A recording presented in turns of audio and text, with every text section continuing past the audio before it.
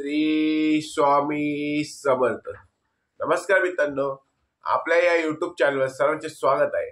आणि आज आपण बघणार आहोत कुंभमेळ्याची माहिती। म्हणजेच काय की कुंभमेळा कुठे भरतो आणि महाकुंभ हे 144 वर्षांनीच का येतो हे आपण या व्हिडिओमध्ये सविस्तर जाणून घेणार आहोत।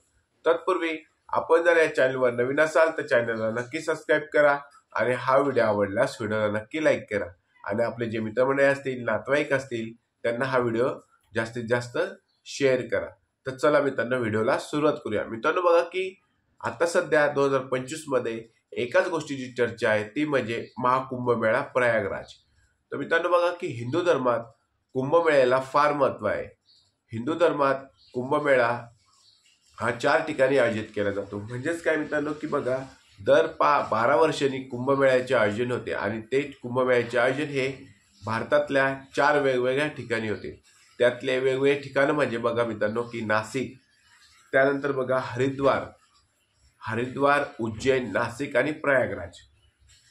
प्रयागराज म्हणजे त्रिवेणी संगम। या ठिकाणी दर 12 वर्षांनी कुंभमेळ्याचे आयोजित केले जाते। कुंभमेळा सूर्य, चंद्र आणि अशा ग्रहाची स्थिती बघून कुंभमेळ्याचे आयोजित केले जाते।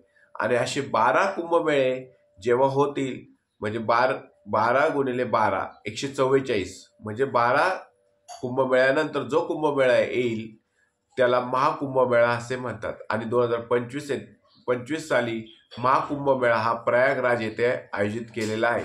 म्हणजेच काय की त्रिवेणी संगमावर 12 कुंभमेळे ज्यावेळेस होतात त्यावेळेस जो 13वा कुंभमेळा जो येतो त्याला महाकुंभ असे म्हणतात।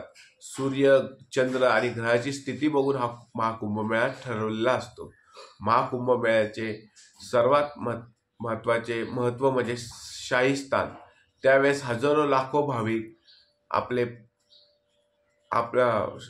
स्नान करण्यासाठी प्रयागराज येथे गेलेले आहेत, किंवा त्यांनी जर त्याच ठिकाणी स्नान केले तर त्यांच्या पापातून मुक्ती मिळते अशी आख्यायिका सांगितली जाते। आणि त्याचे पण स्नानाचे फार महत्व आहे। लाखो करोडो लोक आता सध्या प्रयागराज येथे गेलेले आहेत।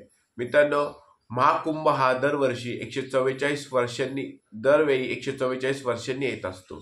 मित्रांनो, तुम्हाला जर ही माहिती आवडली असल्यास व्हिडिओला नक्की लाईक करा, चॅनलला सबस्क्राइब करा आणि कमेंटमध्ये ओम नमः शिवाय, हर हर महादेव असे नक्की लिहा।